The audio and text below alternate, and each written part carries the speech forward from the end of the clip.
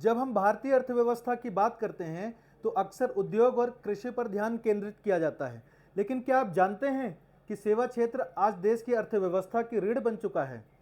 नमस्कार दोस्तों, मेरा नाम शैलेंद्र मिश्रा और स्वागत है आप सभी का गौतम आईएएस एकेडमी के यूट्यूब प्लेटफॉर्म पर।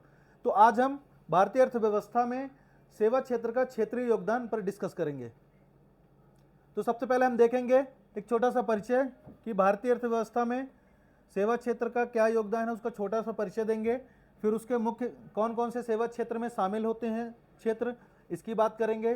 फिर क्षेत्रीय योगदान देखेंगे, जैसा कि कृषि और उद्योग में भी हम लोगों ने देखा था कि भारत में उत्तर भारत, दक्षिण भारत, पूर्वी भारत, पश्चिमी भारत और पूर्वोत्तर भारत, ये मतलब एरिया वाइज हम देखेंगे कि इनका क्या योगदान है। फिर देखेंगे कि सेवा क्षेत्र के समक्ष कौन कौन सी चुनौतियां हैं, समाधान उनके कौन कौन से हैं, आगे आने कौन कौन सी संभावनाएं हैं और निष्कर्ष क्या है। तो ये सारे टॉपिक आज हम कवर करेंगे। ठीक है, चलिए हम लोग आगे बढ़ते हैं। तो भारतीय अर्थव्यवस्था के में सेवा क्षेत्र का क्या योगदान है, इसका एक परिचय देखते हैं। तो आपको पता हो कि भारतीय अर्थव्यवस्था में सेवा क्षेत्र का योगदान लगातार दिन ब दिन बढ़ रहा है। ठीक है, जिसमें आपको पता हो कि जीडीपी का कितना परसेंट, लगभग 55%, 54.7% जीडीपी में सेवा क्षेत्र का योगदान है। ठीक है, जबकि कृषि और उद्योग क्षेत्र का योगदान 17.7%। आपको पता हो कि सेवा क्षेत्र का योगदान कितना है, 54.7%। आपको पता हो उद्योग क्षेत्र का योगदान कितना है, 27.6%। और कृषि क्षेत्र का योगदान कितना है, 17.7%। तो देखिए सेवा क्षेत्र का योगदान 54.7% दिन ब दिन बढ़ रहा है। सेवा क्षेत्र के अंदर कौन कौन सी चीज़ें शामिल होती हैं, ये भी हम इंट्रोडक्शन में थोड़ा सा शामिल करेंगे कि जैसे आईटी, बैंकिंग, पर्यटन, टेलीकम्युनिकेशन, हेल्थ केयर और रिटेल जैसे उद्योगों को इसमें शामिल किया जाता है। तो ये छोटा सा हम परिचय देंगे। फिर हम लोग देखेंगे आगे कि सेवा क्षेत्र के अंतर्गत कौन कौन से चीज़ें शामिल होती हैं और उनका योगदान क्या है। जैसे आईटी और सॉफ्टवेयर की बात करते हैं, तो आईटी और सॉफ्टवेयर में क्या क्या चीज़ें शामिल होती हैं। आपको पता हो कि भारत आईटी सेक्टर में दुनिया भर में प्रसिद्ध है। भारत की आईटी सेवाएं दुनिया में बहुत ज़्यादा निर्यात होती हैं। ठीक है, उसके लिए बेंगलुरु, हैदराबाद, पुणे, गुरुग्राम जैसे शहर आईटी हब के रूप में उभरे हुए हैं। ठीक है, इस क्षेत्र में लाखों रोजगार सृजित हुए और हम भारत में इसके निर्यात का एक बड़ा हिस्सा हैं। ठीक है, भारत आईटी सेवाओं के निर्यात में बहुत बड़ी हिस्सेदारी प्रदान करता है। बैंकिंग और वित्तीय सेवाओं की बात करें तो बैंकिंग में इंश्योरेंस, म्यूचुअल फंड्स, फिनटेक क्षेत्र में तेजी से बढ़ रहे हैं। ठीक है, डिजिटल पेमेंट की बात करें तो आपको पता है यूपीआई पेमेंट, फोन पे वगैरह देखिए आप लोग कितना यूज करते हैं। मतलब वित्तीय सेवाएं बढ़ रहे हैं हमारे देश में। ठीक है, इसमें इससे क्या हो रहा है कि वित्तीय समावेशन को भी बढ़ावा मिल रहा है। देखिए आगे हम बात करते हैं कि टेलीकॉम और मीडिया क्षेत्र में कि भारत दुनिया का दूसरा सबसे बड़ा टेलीकॉम मार्केट है। ठीक है, अब हालांकि आने वाले कुछ समय में हम दुनिया के सबसे नंबर 1 टेलीकॉम मार्केट बनने वाले हैं। ओटीटी प्लेटफॉर्म जैसे कि Netflix, Amazon prime, digital media का तेजी से विस्तार हो रहा है। ठीक है, तो ये देखिए किस में आते हैं, सेवा क्षेत्र में।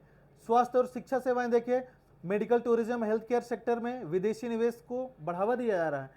एडटेक की बात करें, आपको पता हो PW, Unacademy, Gautam IAS academy का यूट्यूब प्लेटफॉर्म, ये ऑनलाइन शिक्षा को अलग से बदल दिए हैं, शिक्षा को ही बदल के रख दिए हैं। देखिए आज आप हमसे ऑनलाइन पढ़ रहे हैं, आप घर बैठे हमसे कनेक्ट हो रहे हैं। ठीक है, तो ये किसके कारण है, ये सेवा क्षेत्र के कारण ही संभव हुआ है। पर्यटन और हॉस्पिटैलिटी की बात करें तो भारत में पर्यटन उद्योग देखिए केरल, गोवा, कर्नाटक, हिमाचल प्रदेश, ठीक है, उत्तराखंड, ये सारे क्या हो रहे हैं, पर्यटन क्षेत्र के रूप में उभरे हुए हैं। और इससे क्या हो रहा है कि विदेशी मुद्रा का भी हमें प्राप्ति हो रही है। ठीक है, विदेशी मुद्रा के प्रमुख स्रोत भी हैं। आगे हम देखते हैं क्षेत्रीय योगदान।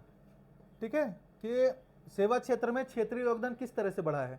ठीक है, तो क्षेत्र वाइज देखते हैं। दक्षिण भारत में सबसे पहले हम लोग देखेंगे कि दक्षिण भारत में कौन कौन से राज्यों में सेवा क्षेत्र का योगदान बढ़ा हुआ है। कर्नाटक, तमिलनाडु, तेलंगाना, केरल। आपको पता होगा कर्नाटक में बेंगलुरु, ठीक है, हैदराबाद और चेन्नई, ये आईटी और स्टार्टअप्स के हब बन चुके हैं। आपको पता हो कि भारत में सिलिकॉन वैली के रूप में किसे जाना जाता है, कमेंट करके आप लोग बताएंगे। केरल में टूरिज्म और हेल्थ केयर सेवाएं उन्नत हैं। नेचुरोपैथी के लिए केरल प्रसिद्ध है। ठीक है, देश विदेश के लोग अपने उपचार करवाने आते हैं। आगे बात करते हैं उत्तर भारत की। तो उत्तर भारत में देखिए उत्तर प्रदेश, पंजाब, दिल्ली। तो आपको पता है दिल्ली एनसीआर में ई कॉमर्स, मीडिया और कंसल्टिंग फर्म्स बहुत ज़्यादा पाए जाते हैं। ठीक है, उत्तराखंड और हिमाचल में टूरिज्म और हॉस्पिटैलिटी सेक्टर तेज़ी से बढ़ रहे हैं। इससे देखिए उड़ान जैसी योजनाएं इसके लिए चालू की गई हैं ताकि टूरिज्म को बढ़ावा मिले, सेवा क्षेत्र को और बढ़ावा मिले। ठीक है, अगला हम लोग देखते हैं पश्चिम भारत। पश्चिम भारत की बात करें तो देखिए महाराष्ट्र और गुजरात इसके लिए बहुत फेमस हैं। मुंबई देखिए वित्तीय केंद्र जिसमें बैंकिंग और शेयर बाजार शामिल हैं। ठीक है, मुंबई सेवा क्षेत्र का एक बहुत बड़ा हब है। ठीक है, इसीलिए मुंबई को आर्थिक राजधानी के रूप में जाना जाता है भारत की। गुजरात में देखिए बंदरगाह पाए जाते हैं, लॉजिस्टिक सेवाएं बहुत ज़्यादा विकसित अवस्था में है। कांडला पोर्ट, ठीक है, ये तो मेजर पोर्ट है। बहुत सारे छोटे छोटे पोर्ट्स हैं जिनसे कि लॉजिस्टिक और आयात निर्यात किया जाता है। चलिए आगे हम लोग बढ़ते हैं पूर्वोत्तर भारत, ठीक है, और पूर्वी भारत, जिसमें से आपको पता हो कि कोलकाता व्यापार और वित्तीय सेवाओं का केंद्र है। ठीक है, पश्चिम बंगाल में कोलकाता व्यापारिक और वित्तीय सेवाओं का केंद्र बना हुआ है। टूरिज्म की बात करें तो पूर्वोत्तर भारत हैंडीक्राफ्ट आधारित सेवाएं वहां पर विकसित हुई हैं। ठीक है, टूरिज्म बढ़ा है। सेवा क्षेत्र की यह क्षेत्रीय विविधता भारतीय अर्थव्यवस्था को मजबूती देने में अहम भूमिका निभा रहा है। ठीक है, तो ये कुछ हम लोग देखें क्या योगदान देखें क्षेत्र वाइज। अब सेवा क्षेत्र में कौन कौन सी चुनौतियां हैं ये भी देखेंगे।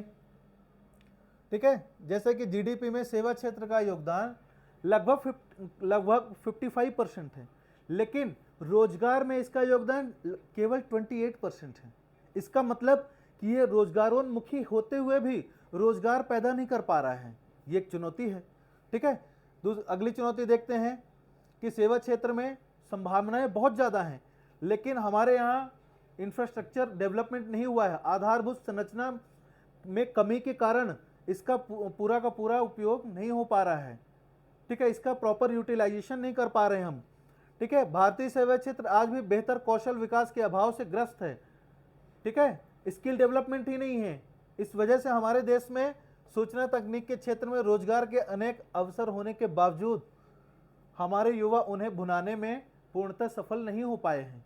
तो ये चुनौतियां हैं। देखिए हमारे देश में बेरोजगारी बहुत ज़्यादा, केवल इसी वजह से, क्योंकि स्किल डेवलपमेंट नहीं हुआ है। ठीक है, सेवा क्षेत्र में पूर्णतः विकास तब तक संभव नहीं है जब तक कि प्राथमिक एवं द्वितीयक क्षेत्र में विकास न हो। ठीक है, भारत में ये दोनों क्षेत्र अनपेक्षित विकास के कारण सेवा क्षेत्र का विकास नहीं हो पाया है। ठीक है, प्राथमिक और द्वितीयक क्षेत्र का विकास प्रॉपर नहीं हो पाया, इस वजह से सेवा क्षेत्र का भी योगदान प्रभावित हुआ। आगे हम लोग देखते हैं कि सेवा क्षेत्र में देखिए नए आयाम तथा क्षेत्रों का विकास अपेक्षा से कम हुआ है। ठीक है, देखिए हॉस्पिटैलिटी में देखें, टूरिज्म में देखें, तो इनका जितना विकास होना चाहिए, जितनी संभावनाएं हैं उसके अकॉर्डिंग विकास नहीं हो पाया है। ठीक है, देखिए इसीलिए देखिए दूसरे देशों में जैसे चाइना जैसे देश, वहाँ से देखिए सस्ती रेडीमेड सामान को जो बहुत ज़्यादा आयात हो रहा है, इसके कारण से और भी हमारे यहाँ सेवा क्षेत्र विकसित नहीं हो पाया। मतलब कि हमें ऐसे आयात को कम करना है। अभी हम लोग इसके समाधान पर बात करेंगे, क्योंकि चुनौती है तो समाधान भी होगी। तो ठीक है, अगली चुनौती की बात करें तो भारत के सेवा क्षेत्र में एक बड़ा प्रतिशत विदेशी कंपनियों का है, और वो लाभ कमाते हैं और अपना लाभ कहाँ ले जाते हैं, दूसरे देश में ले जाते हैं। इस तरह से आप क्या देखते हैं कि भारतीय सेवा क्षेत्र के अंतर्गत ये प्रमुख चुनौतियां हैं। ठीक है, अब ये चुनौतियां तो हैं, तो चुनौतियों को दूर करने के लिए कुछ समाधान होंगे। समाधान की बात करें तो रोजगार के अवसर, अब देखिए अगर इंफ्रास्ट्रक्चर नहीं है तो इंफ्रास्ट्रक्चर डेवलपमेंट करना है, ठीक है। आधारभूत संरचना को बनाने के लिए, विकसित करने के लिए सरकार को ऐसी योजनाएं लागू करनी है, ऐसी योजनाएं चलानी है। इसके बाद हम आगे बात करते हैं कि सेवा क्षेत्र में बेहतर रोजगार के अवसरों की पहचान करते हुए इसमें युवाओं की भागीदारी सुनिश्चित की जाए, ताकि सेवा क्षेत्र के इस गैर आनुपातिक संतुलन को आनुपातिक तथा संतुलित बनाया जा सके, ठीक है। अभी जो रोजगार के क्षेत्र में असंतुलन है, देखिए 55% योगदान जीडीपी में, लेकिन केवल 28% रोजगार में, ये कहाँ से संतुलित हुआ? ये तो असंतुलित हुआ ना। आगे हम बात करते हैं, इसी कमी को पूरा करने के लिए जरूरी है कि बेहतर आधारभूत संरचना का जाल बिछाया जाए, ठीक है। वर्तमान में सरकार द्वारा आधुनिक अवसंरचना हेतु 100 लाख करोड़ का निवेश एक अच्छी पहल साबित हो सकता है, ठीक। आपको पता हो कि गति शक्ति प्लान इसी के लिए लाया गया है, ताकि हमारे यहाँ इंफ्रास्ट्रक्चर बेहतर हो पाए। अगली बात करते हैं कि सेवा क्षेत्र का भारतीय युवाओं द्वारा दोहन संभव बनाने के लिए आवश्यक है कि रोजगारोन्मुखी सेवा और कौशल विकास की पर्याप्त उपलब्धता होनी चाहिए, ठीक है। कौशल विकास प्रॉपर होना चाहिए, इसीलिए देखिए इसके लिए सरकार के द्वारा कौशल विकास कार्यक्रम शुरू किया गया है, ठीक है। बहुत सारी ऐसी योजनाएं चालू की गई हैं कि छोटे छोटे ऐसे प्रोग्राम, प्रशिक्षण दिए जा रहे हैं, जैसे सीखो कमाओ योजना, विश्वकर्मा योजना, इस तरह की बहुत सारी योजनाएं चालू की जा रही हैं।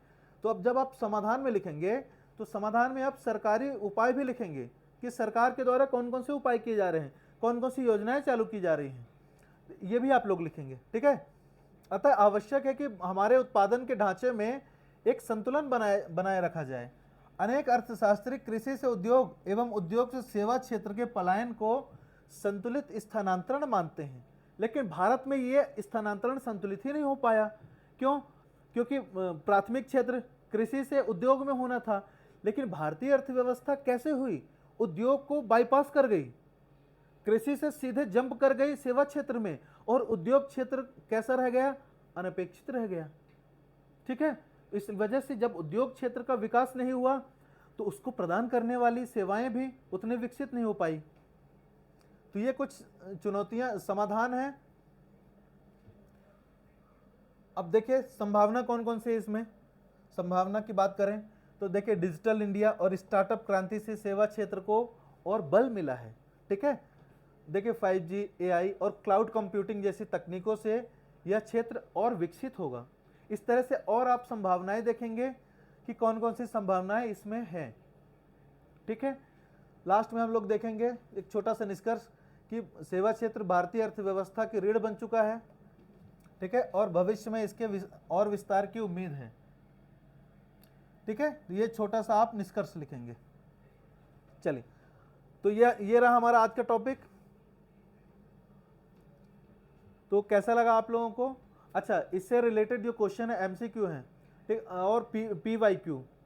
MCQ आपको प्रीलिम्स के हिसाब से तैयार करना है, और PYQ प्रीवियस ईयर के क्वेश्चन पेपर आप लोग अच्छे से तैयार करेंगे, और अगर कोई आपको डाउट रहता है तो उसको आप कमेंट में लिख के पूछेंगे, ठीक है।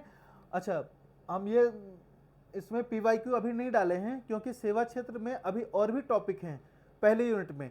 तो जब हमारा सेवा क्षेत्र कंप्लीट होगा तो एक कंप्लीट वीडियो हम PYQ की लेके आएंगे, कृषि क्षेत्र का, उद्योग क्षेत्र का और सेवा क्षेत्र का। इन तीनों के लिए एक अलग अलग हम सेपरेट वीडियो लेके आएंगे जिसमें हम PYQ का डिस्कशन करेंगे, और ये बताएंगे कि आपको क्वेश्चन कैसे फ्रेम करना है, 2 नंबर के क्वेश्चन किस तरह से आपको लिखना है, कितना लिखना है, ठीक है, 7 नंबर के कैसे लिखने हैं, और 10 नंबर के क्वेश्चन में आपको क्या क्या चीज़ें लिखनी हैं, कैसे लिखना है, ठीक है। चलिए, तो कैसा लगा आप लोग कमेंट में लिख के बताएं, और हमसे जुड़े रहें। Thank you. जय हिंद।